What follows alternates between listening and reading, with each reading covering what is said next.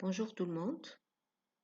À travers ce diaporama, nous allons aborder la rectocolite hémorragique, qui peut aussi être appelée colite ulcéreuse par les anglo-saxons.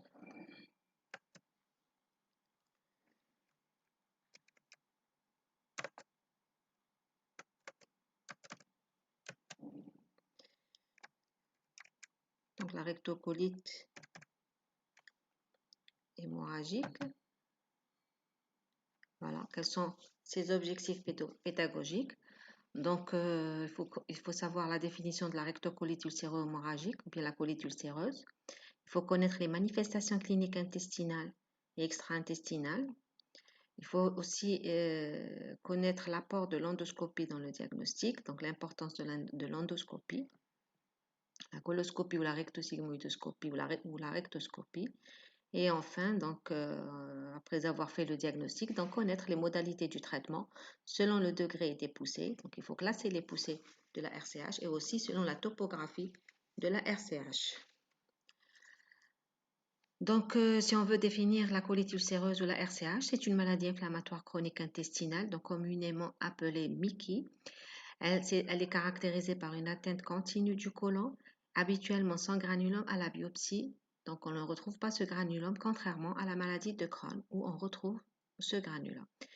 Elle est essentiellement observée dans les pays développés, mais aussi elle est présente chez nous. Alors, lorsque elle est présente, elle affecte le rectum et de manière continue le côlon, donc elle a beaucoup plus une évolution ascendante. Elle se caractérise par une évolution qui est récidivante, c'est-à-dire évolue par poussée, des périodes de poussée et des périodes de rémission. Cette maladie, c'est une maladie à vie qui va résulter de l'interaction entre des facteurs génétiques, donc c'est des sujets qui sont prédisposés et environnementaux, donc liés au microbiote. L'étiologie précise jusqu'à présent reste inconnue. Donc pour cela, la thérapie médicale ne sera que suspensive, donc ne sera pas curative, mais toujours est-il qu'il y a un traitement chirurgical qui reste quand même une thérapie curative.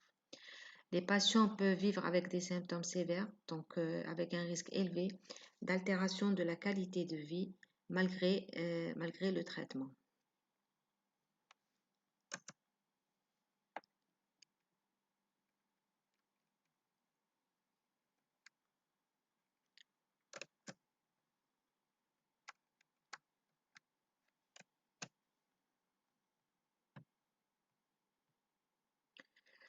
Concernant l'histoire naturelle de la RCH, donc comment évolue un patient qui présente une RCH, quelle est l'évolution de sa maladie. Donc au départ, nous avons donc le malade présente donc les premiers symptômes de la RCH, chez qui donc le diagnostic de RCH a été posé. Donc c'est une RCH précoce. Il y a juste une atteinte épithéliale.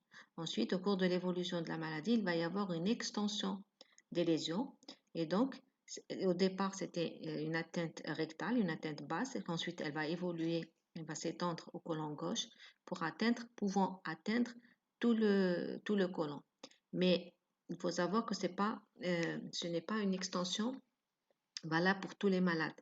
C'est-à-dire un malade peut n'avoir qu'une atteinte rectale, peut n'avoir qu'une atteinte colique, colique gauche, peut avoir une atteinte pancolique. Il n'est pas obligé de passer par toutes ces étapes.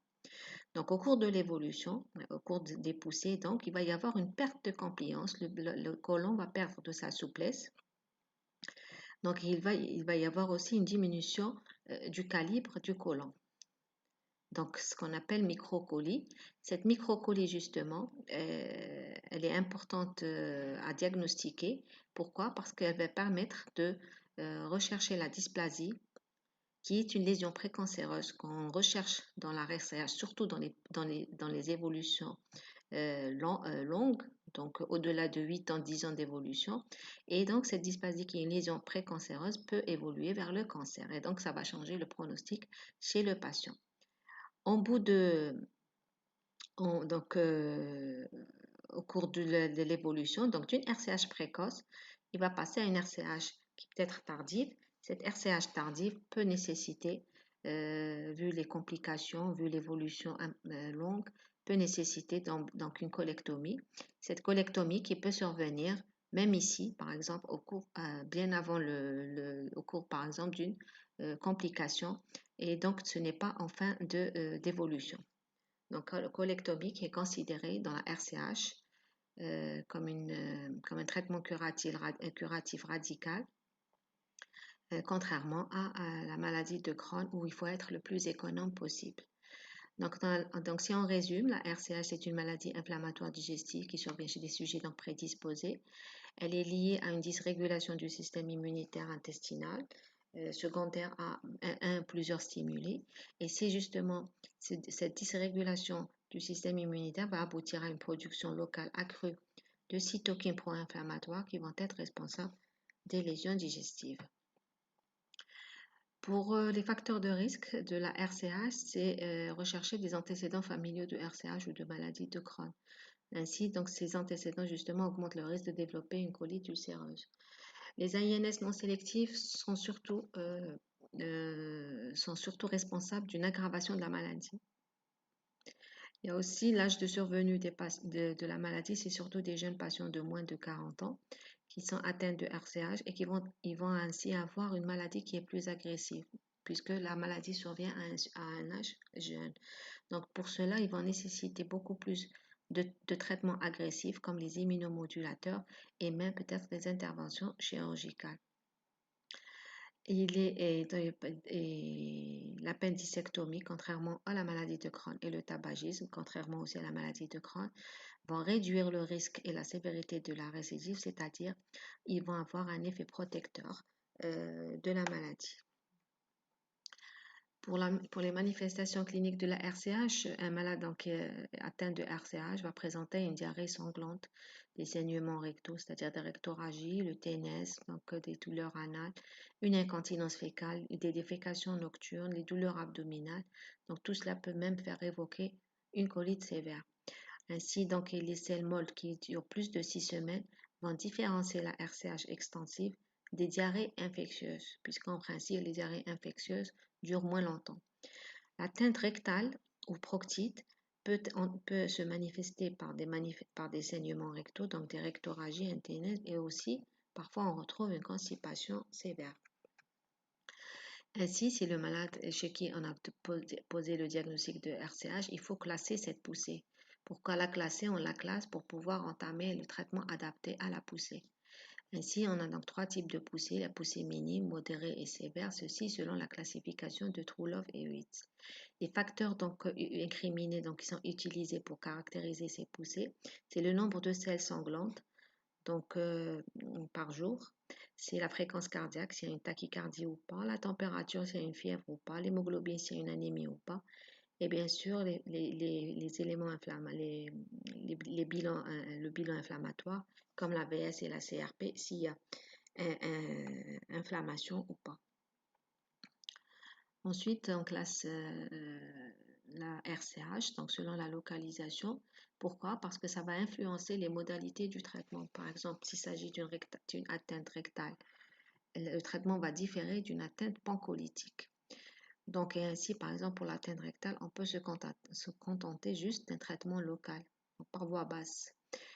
Et aussi, il va nécessiter le dépistage de la dysplasie et la fréquence de la surveillance. Donc ainsi, nous avons proctite ou rectite qui est en jaune, c'est une atteinte rectale pure. Nous avons si elle est étendue au côlon gauche, donc c'est une colite gauche. Si elle est étendue à tout le côlon, donc on parle de pancolite. Et là, vous avez une pièce de colectomie de RCH où on voit qu'il y a des suffusions hémorragiques, il n'y a pas de la muqueuse normale colique et il n'y a pas de réseau vasculaire. Donc, il y a des suffusions, donc c'est une atteinte qui est quand même diffuse. Pour le diagnostic de la RCH, donc au départ, on va faire donc un bilan. La FNS va retrouver une thrombocytose qui est secondaire à la réponse inflammatoire chronique. On peut retrouver une anémie qui va indiquer que c'est une maladie active grave ou chronique qui peut être secondaire aux rectorragies. La leucocytose, donc hyperleucocytose qui va témoigner d'une complication infectieuse qu'on doit rechercher. Ensuite, c'est les marqueurs biologiques de l'inflammation chronique qui peuvent être normaux dans la RCH légère ou modérée, mais souvent, si on a une CRP élevée associée à une VS élevée, à une activité clinique sévère, à une anémie et une hypoalbuminémie, euh, ça peut, euh, on peut les considérer comme des biomarqueurs de la colite aiguë sévère. Il y a aussi un marqueur de l'inflammation qui est la calprotectine fécale qui est important dans la prise en charge de malades atteints de RCH. Pourquoi? Parce qu'elle est utile pour le diagnostic et l'évaluation de la gravité de la maladie.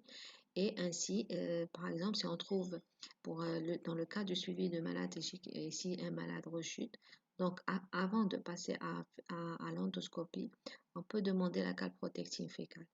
Donc ainsi, si la calprotectine fécale est élevée, donc là, on est en droit de demander une endoscopie puisqu'il y a une bonne corrélation des indices endoscopiques, de la rechute et de la réponse au traitement et qui reste quand même un bilan qui n'est pas agressif comme l'endoscopie. Alors, le gold standard pour le diagnostic de la RCH n'existe pas, c'est beaucoup plus un faisceau d'arguments. Donc, le diagnostic sera établi sur des paramètres clinico-biologiques, radiologiques, endoscopiques, histopathologiques. Mais le plus important de ces paramètres, c'est l'endoscopie. Donc, la rectosigmoïdoscopie ou la coloscopie qui doit être couplée à la biopsie, c'est-à-dire plusieurs fragments biopsiques, doivent être réalisés avant le début du traitement afin de voir l'évolution afin d'apprécier plus tard l'effet du traitement sur la maladie. Alors, l'aspect endoscopique caractéristique de la RCH, c'est une atteinte colique qui est confluente, qui est continue, avec une démarcation nette de l'inflammation et une atteinte rectale quasi constante. Ce qui est différent dans la maladie de Crohn, on n'a pas une atteinte confluente, on n'a pas une atteinte continue, on a beaucoup plus donc des atteintes, mais qui sont séparées par des muqueuses saines, avec donc surtout dans la maladie de Crohn une atteinte iléale, on peut avoir, mais dans la RCH, en principe, nous n'avons pas d'atteinte iléale. C'est ce qui fait la différence. Et en cas de colite sévère endoscopique, donc on va retrouver de la friabilité de la muqueuse, des saignements spontanés et les ulcérations. Et devant cet aspect, il faut être très prudent et ne pas prolonger l'acte endoscopique. Donc voilà, là vous avez quelques aspects de la RCH avec un aspect de muqueuse colique normale pour que vous puissiez faire la différence. Donc là, vous avez une muqueuse colique normale, donc rose pâle avec la lumière colique. Vous avez le réseau vasculaire, ce qui est en rouge. Donc muqueuse saine avec les ostrations. Donc là, vous avez une muqueuse qui est érythémateuse. Donc là, on peut dire qu'on a une inflammation légère de la RCH. Ici, vous avez une inflammation qui est modérée. Donc inflammation modérée, vous avez quelques petites érosions mais c'est hémorragique quand même. Donc là, c'est l'étape de l'inflammation modérée. Ensuite, ici, c'est une inflammation qui est sévère. Cette inflammation sévère est caractérisée par des ulcérations, des saignements spontanés. Là aussi, on voit un aspect comme de rétrécissement colique. Donc là, il faut être très prudent. Il ne faut pas trop insuffler pour ne pas provoquer une perforation, qui est une complication qui est redoutée par l'endoscopiste. Alors, ensuite, donc on a fait l'aspect endoscopique, on fait des biopsies. Qu'est-ce qu'on attend de l'anapathe? Donc la RCH va se caractériser par une distorsion architecturale cryptique qui est étendue avec une atrophie muqueuse. Donc la tête n'est pas transmurale dans la RCH.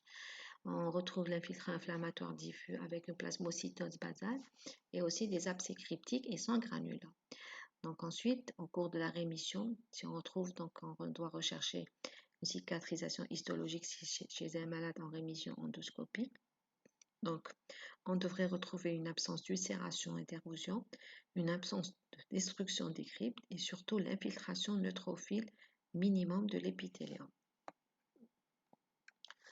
Alors, c'est la RCH, comme la maladie de Crohn, elle est souvent associée, en plus de ces manifestations intestinales, elle est souvent associée à des manifestations extra-intestinales. Donc, on peut retrouver une ou plusieurs manifestations extra-intestinales chez le même patient. Donc, ça peut être une anémie fériprile, donc secondaire à l'inflammation secondaire aux rectorragie. Ça peut être une arthropathie périphérique, généralement, donc, c'est une arthrite symétrique qui affecte plus de 5 petites articulations. Ce qu'il y a de particulier, c'est qu'elle est indépendante de l'activité RCH et peut persister pendant des mois ou des années. Deuxième type d'arthropathie, c'est l'arthropathie axiale, donc la SPA. Elle est diagnostiquée sur les données de l'IRM au décours donc l'IRM demandé au décours d'exploration d'une lombalgie inflammatoire et donc il nécessite souvent l'aide du rhumatologue donc pour la prise en charge multidisciplinaire. Nous avons aussi l'ostéoporose qui est souvent secondaire à l'exposition répétée aux corticoïdes, donc chez ces patients qui présentent souvent des RCH chroniques, donc activés, qui font souvent des poussées qui nécessitent cette corticothérapie. Nous avons aussi des lésions dermatologiques comme le pyoderma gangrenosum. Donc, c'est des ulcérations comme vous le voyez donc sur la photo. Donc, le plus souvent peut survenir sur les tibias ou à proximité des stomies post-chirurgicales. Donc là, vous avez la stomie, là, vous avez le pyoderma. Là, vous avez la cicatrice de la parotomie. Donc, c'est souvent, donc là aussi, on peut demander donc l'aide du dermatologue.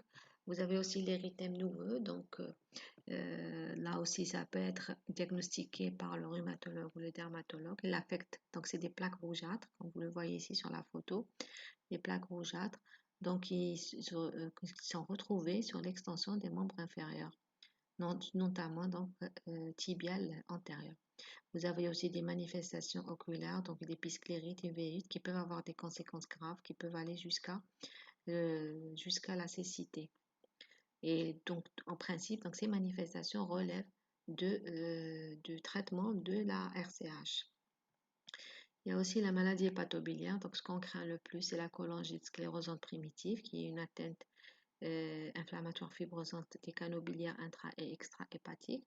Pourquoi on la craint si on fait le diagnostic chez un malade porteur de RCH? Parce que c'est un facteur de risque majeur pour le cholangiocarcinome, donc le cancer des voies biliaires et aussi pour le cancer du côlon. Donc, si on fait le diagnostic de la CSP, il faut renforcer notre surveillance chez ce patient. Les complications de la RCH qui surviennent souvent soit secondairement à un traitement, à une résistance au traitement médical ou bien à un retard de prise en charge chirurgicale. Donc, nous avons en premier le mégacolon toxique. C'est la dilatation totale ou segmentaire non obstructive du côlon supérieur ou égal à 5,5 cm qu'on peut apprécier sur un ASP et qui peut donner une toxicité systémique.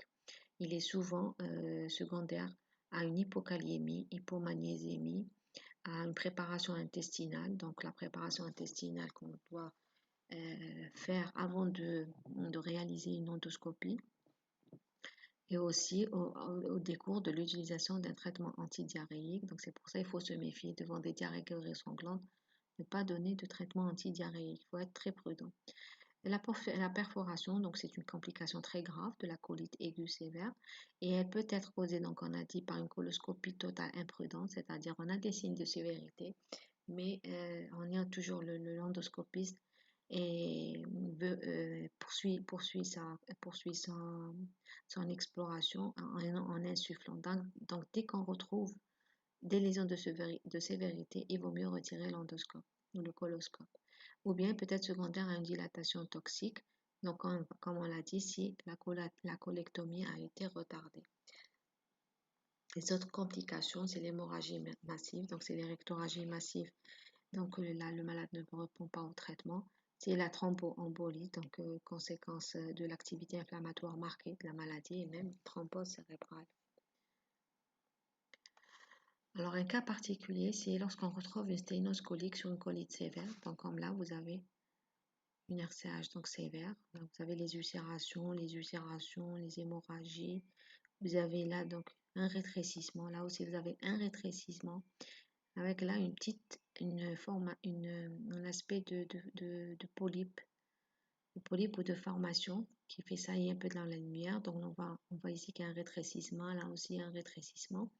Donc, alors pourquoi il faut être très attentif devant une sténose sur une colite sévère? Parce que la sténose qui survient généralement sur une RCH chronique et peut être le lit de dysplasie ou même de cancer colique. Donc, pour cela, devant toute sténose colique, donc colique rectale, on doit impérativement faire des biopsies pour éliminer cette dysplasie. Et si on retrouve cette dysplasie, donc prévoir un traitement chirurgical afin d'améliorer le pronostic. Si cette sténose ne peut pas être franchie par le coloscope, donc là on doit compléter par la colo-IRM, donc IRM du côlon. Donc ceci afin donc d'apprécier tout le côlon, donc pour voir les lésions, pour apprécier les lésions. Et aussi, si on ne peut pas faire de biopsie, donc on peut s'aider des données de la colo-IRM pour pouvoir juger de la bénignité ou de la malignité de cette sténose.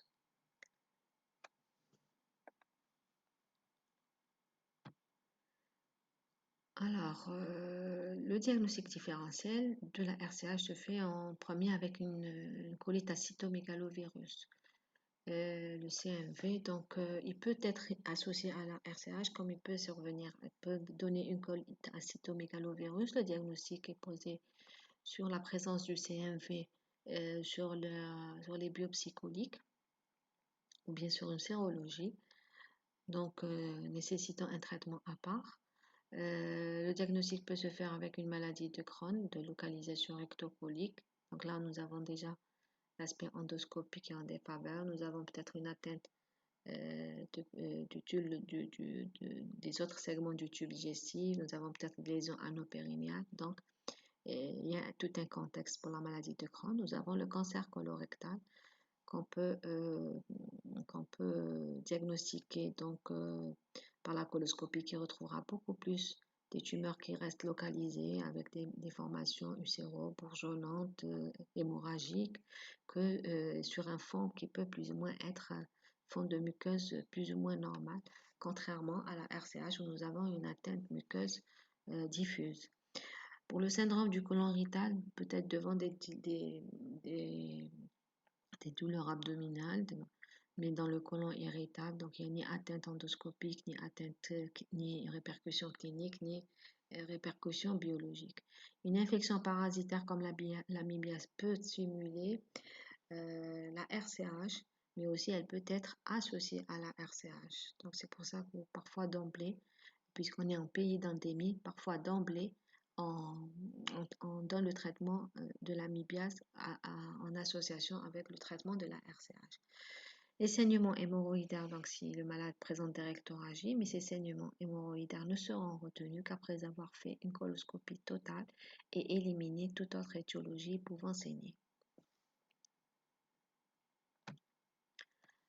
Alors, on avait dit donc dans la RCH qu'il y avait le risque de dégénérescence. Donc, ce risque de cancer colorectal dans la RCH reste élevé par rapport à la population générale, parce que déjà la RCH en elle-même, c'est un facteur de risque. Et d'autant plus que le risque est élevé lorsque la durée de la maladie est importante. Lorsque la RCH elle est étendue et qu'il y a une activité inflammatoire qui est plus grave et qui persiste. Donc plus l'étendue est importante, plus l'activité est importante, plus la durée de la maladie donc, est longue. Donc là, il y a des risques que le malade fasse une complication de ce type. Donc pour cela, il faut faire une coloscopie de surveillance qui va permettre de détecter précocement le cancer colorectal. Et ainsi, si on le détecte précocement, donc le traitement sera précoce et donc on aura un meilleur pronostic. Surtout chez les patients qui ont une RCH qui évolue depuis plus de 8 ans. Et donc là, il faut faire des coloscopies pour réévaluer l'étendue de la maladie et surtout faire des biopsies afin d'exclure cette dysplasie. Cependant, en donnant des composés, les 5-ASA, les salicylés, on pourrait, d'après les données de la littérature, réduire l'incidence du cancer colorectal dans la RCH et on parle de chimioprévention. Donc l'idéal serait de garder à vie les malades qui présentent une RCH de les garder à vie sous 5 ans. Alors, quels sont les patients qui doivent nécessiter une surveillance et un dépistage? Donc, il y a 3 catégories de patients. Il y a les patients qui vont présenter des caractéristiques à haut risque. Alors, ceux-là devraient subir une coloscopie de surveillance annuelle, une fois par an. Ce sont les patients qui ont une sténose ou une dysplasie détectée au cours des 5 dernières années. C'est les patients qui ont une CSP. Nous avons dit qu'il y a le risque de cholangiocarcinome et de cancer du côlon. Et lorsque la colite est étendue, avec une inflammation active sévère persistante. Chez les patients qui présentent des facteurs de risque intermédiaires, la deuxième catégorie, là, ils peuvent avoir une coloscopie tous les 2 à 3 ans. Alors, qui sont-ils? Ce sont les patients avec une colite étendue, une inflammation active légère ou modérée. Les malades qui ont des pseudopolies, des antécédents familiaux de cancer colorectal chez leurs parents au premier degré, qui est diagnostiqué à 50 ans et plus. Donc là, on demande aux patients de subir une coloscopie tous les 2 à 3 ans. Alors pour les autres patients, troisième catégorie, qui n'ont pas vraiment de caractéristiques intermédiaires, ceux-là, ils peuvent subir une coloscopie de surveillance tous les 5 ans. Donc, c'est la stratégie de dépistage du cancer. Alors, pour le traitement de la RCH, quels sont les objectifs? Les objectifs, bien sûr, c'est de guérir la poussée. Donc, on peut utiliser les dérivés 5-ASA ou salicylés. Ce sont des anti-inflammatoires intestinaux. On peut utiliser la corticothérapie, les immunosuppresseurs, les biothérapies, la chirurgie. Donc, tout ça, donc, pour guérir la poussée. Ainsi, quand on guérit la poussée, on cherche aussi à guérir les lésions et puis prévenir la rechute. Et aussi, surtout en dernier, prévenir le cancer. La stratégie de ce traitement va dépendre de la gravité de la maladie, va dépendre de la topographie des lésions. Donc, soit c'est juste une atteinte basse rectale, soit c'est une colite gauche, soit c'est une colite étendue. Et aussi, va dépendre du type de la maladie.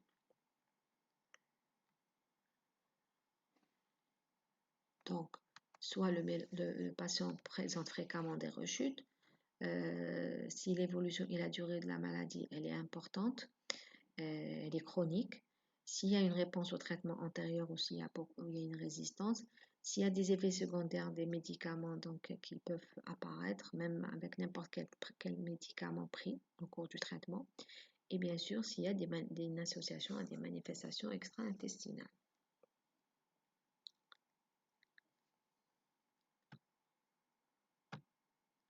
Alors là, vous avez une pyramide qui va vous montrer le top-down dans le traitement, de la stratégie actuelle du traitement de la RCH. Donc, si la poussée elle est modérée, on va commencer par des traitements qui sont plus ou moins, qui ne sont pas vraiment agressifs, comme les aminosalicyliques topiques ou oraux, par voie orale, par voie basse.